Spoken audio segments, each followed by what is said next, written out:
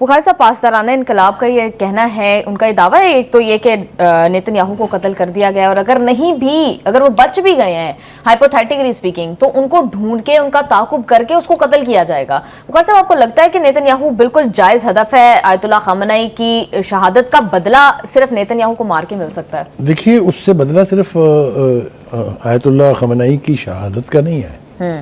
میں نے پہلے بھی کہا تھا کہ وہ جو 70,000 بندہ کھا گیا یہ اپنے غزہ میں، معصوم بچے بلک بلک کے دودھ کے لیے مرتے گئے، اس کے بعد اس نے جو مظالم وہاں ڈھائے ہیں وہ بھی تو اس کا بھی تو بدلہ لینا ہے کہ نہیں کسی نے۔ تو یہ تو خیر ایرانی قوم کے لیے اتنا بڑا سانحہ آپ کہہ لیجئے گا کہ ان کا جو سپریم لیڈر ہے اس کو انہوں نے شہید کر دیا اپنے بموں کے ذریعے، میزائل کے ذریعے۔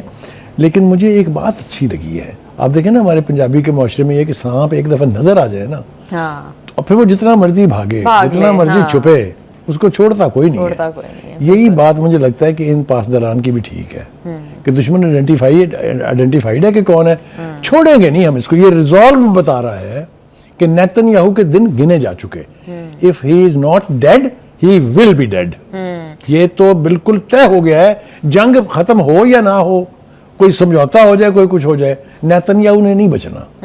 یہ آپ میری بات آج ریکارڈ پر رکھ لیں۔ جی بالکل۔ بخاری صاحب، علی لاریجانی صاحب بھی یہ کہہ رہے ہیں کہ کوئی 9/11 جیسا واقعہ کر کے ایران پر الزام لگانے کی کوشش کی جائے گی، یعنی کوئی فالس فلیگ امریکہ کرنے کا پلان۔ دیکھیے، فالس فلیگ آپریشنز امریکہ آلریڈی کر رہا ہے۔ جن اٹیکس کی ذمہ داری قبول نہیں کی ہے ایران نے، وہ سارے اٹیکس جو ہیں وہ CIA نے، پینٹاگون نے پلان کر کے کیے ہیں تاکہ ان ملکوں سے ایران کی دشمنی ہو جائے۔ آپ کو پتا ہے نا کہ ایران کی طرف سے ایکسپلین کیا گیا کہ نہ ہم نے آذربائیجان پہ اٹیک کیا ہے، نہ ہم نے ترکی پہ اٹیک کیا ہے۔ یہ بات آپ کے سامنے ہے نا؟ تو یہ فالس فلیگ آپریشن کے لیے وہ فور وارن کر رہا ہے کہ اگر اس طرح کا کوئی، جس طرح 9/11 کیا تھا انہوں نے، وہ بھی تو سیلف میڈ تھا نا۔ ہاں جی، کیلیفورنیا میں اس طرح کے اٹیک کی بات ہو رہی ہے کہ ایران وہاں پر اٹیک کرے گا، جبکہ نہیں، اس سے پہلے آپ نے نوٹ کیا ٹرمپ نے اچانک، یعنی اتنے سالوں کے بعد انہیں پتا چلا کہ یہاں پر تو ایران کے بڑے سلیپر سیلز ہیں۔ ہاں جی، تو وہ آپ کو انڈیکیٹ کر رہا ہے کہ کوئی نہ کوئی فالس فلیگ آپریشن جو ہے وہ پلان ہو رہا ہے۔ علی لاریجانی نے پہلے سے کہہ دیا ہے کہ ہم اس سے یعنی اس قسم کا کوئی سانحہ ہوگا تو ہم دنیا کو پہلے سے بتا رہے ہیں۔ ٹھیک ہے جی۔ بخاری صاحب، یہ کیا کیوں جائے گا؟ اس کا مقصد کیا ہوگا؟ مطلب آلریڈی تاکہ دنیا کی پبلک اوپینین کو خلاف کیا جائے ایران کے نا۔ دنیا کی جو پبلک اوپینین اب ایران کے حق میں ہوتی جا رہی ہے، امریکہ تو مرا جا رہا ہے نا اس درد سے۔ ان کا خیال یہ ہے کہ ایک سمپتھی لیول جنریٹ کرنے کے لیے شہریوں کو قتل شتل کرانا۔ وہ دیکھیں، ان کو نا بندے مروانے میں کوئی فرق نہیں پڑتا ٹرمپ کو۔ امریکن اگر 20-25 مر جائیں گے، 100-150 مر جائیں گے، لیکن ان کا ڈرامہ جو ہے وہ اگر پنپ جائے گا تو اس کو نہیں فرق پڑتا۔ اس سے وہ رuthless آدمی ہے۔ He is a murderer, he is a killer, not only of the Iranians or the Muslim, he is a killer of his own people also۔ بالکل۔ ورلڈ اوپینین کے ساتھ ساتھ امریکن پبلک اوپینین کا بھی تو جو اوپینین ہے وہ ڈیوائیڈڈ ہے پبلک کا۔ That is already divided۔ جو اس کی پاپولیرٹی 80 تھی، 80% سے زیادہ تھی، 86% پلس، وہ اب 47 پر آ چکی ہوئی ہے، اور وہ ہر گزرتے دن کے ساتھ نیچے گر رہی ہے۔ ایک بات اور میں نے جو آپ کو ہم نے مس کر دی وہ یہ ہے کہ اس ترجمان نے یہ بھی کہا ہے کہ جس رفتار سے ایمبولنسیں دوڑ رہی ہیں اور ان کے سائرن سنائی دے رہے ہیں، یہ ایران کی کامیابی کا اعلان ہے۔ جی، کتنی راحت مجھے ملی ہے اس بیان سے، میں آپ کو بیان نہیں کر سکتا۔ بلومبرگ یہ کہتا ہے کہ جو اسرائیلی فوجی ہیں، جتنے وہ خوفزدہ کلسٹر بم سے ہیں، وہ کہتا ہے اس کی بھی مثال نہیں ملتی۔ کیوں؟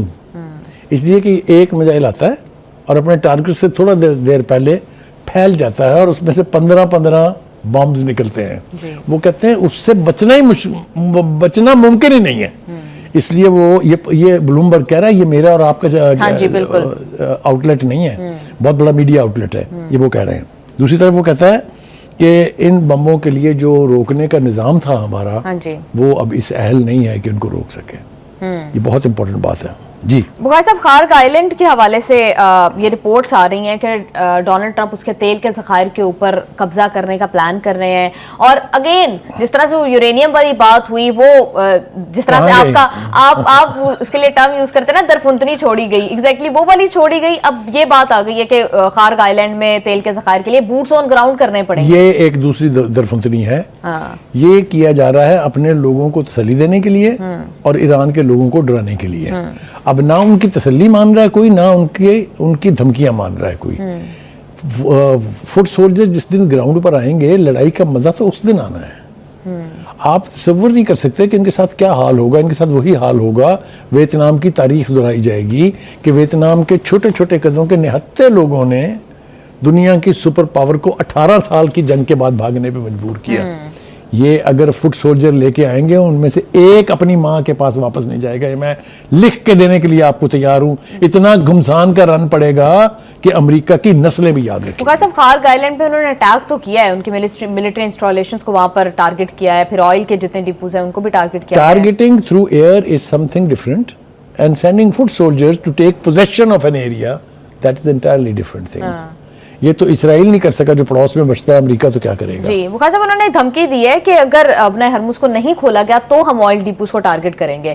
تو امریکہ یہ کرے گا، اس کا جنگ کے اوپر کیا امپیکٹ ہوگا؟ کیونکہ ایران کی تیل کی لائف لائن ہے وہ. میں نے آپ کو بتایا ہے کہ بہت ساری بڑکیں ایسی ہیں جو نیتن یاہو سمیت ٹرمپ نے ماری تھی، ڈونلڈ ٹرمپ نے، لیکن کسی ایک پر عمل نہیں ہوا. آ گئی نیوی اور ہرمز میں دے دی تحفظ انہوں نے وہاں کے تجارتی جہازوں کو، کر دیا برباد ایران کو مکمل طور پہ. جب اپنا ہرمز بند کی اس نے، تو اس طرح کی بڑکے مارنے سے کوئی فرق نہیں پڑتا. I don't think Trump is serious to send foot soldier, کیونکہ جب پہلے ابتدا میں بات کی تھی تو اس کو اس کے اپنے ملٹری ایکسپرٹس نے بتایا تھا کہ پاجی اے رسک نہ لینا، بڑیاں جوتیاں پہن گئی. ہاں جی بخاری صاحب، آپ کو نیتن یاہو کا یہ بیان کیسا لگا ہے جو اس نے کہا ہے کہ اسرائیلی لوگ تازہ ہوا کے لیے گھروں سے باہر نکل جائیں لیکن اپنی پناہ گاہوں کے محفوظ پناہ گاہوں کے قریب؟ مجھے یہ سمجھ نہیں آتی کہ اس کو شرم نہیں آتی، وہ خود نکل نہیں رہا، عوام سے کہہ رہا باہر نکلے. یعنی تسی مرو جا کے، میں تو نہیں جانا باہر. کیا لیڈرشپ ہے یار، کیا تھرڈ کلاس لیڈرشپ ہے. رک جائیں جناب، حماس کی تعریف نہ کی، ہم نے تو مزہ ہی نہیں آئے گا پروگرام کا. حماس جس کو پوری دنیا نے ثابت کرنے کی کوشش کی کہ ٹیررسٹ آرگنائزیشن ہے، اور خاص طور سے خلیج کے یہ ممالک جو ہیں، جو ریاستیں ہیں وہاں کی، وہ ان کا بھی یہی خیال تھا، کیونکہ وہ امریکہ کے ہم نوا اور ہم باقی میں کیا کہوں تھے. تو انہوں نے کہا ہے ایران سے کہ خدا را آپ پڑوسیوں کے اوپر حملے بند کر دیں. یہ بہت بڑی گڈ ول کی بات ہے حماس کی، اور یاد رکھی جائے گی. دوسری طرف جو یمنی حوثیز ہیں، چپ تھے نا اب تک، اب انہوں نے یہ کہا، جو ان کا بیان ہے مجھے تو مزہ آ گیا. انہوں نے کہا کہ ہماری انگلیاں ٹریگرز پر ہیں اور ہم جنگ میں بس مداخلت کرنے کے لیے تیار بیٹھے ہیں. ایک اشارے کی دیر ہے. آپ سوچئے اگر وہاں پر آ ہی گئی نیوی کوئی، امریکہ کی ہو یا اس کے اتحادیوں کی ہو، تو بنے گا کیا اس کا؟ کیونکہ they are sitting right on the bank of آبنائے ہرمز، یعنی ہرمز جو گزرگاہ ہے اس کے کنارے پہ یمن.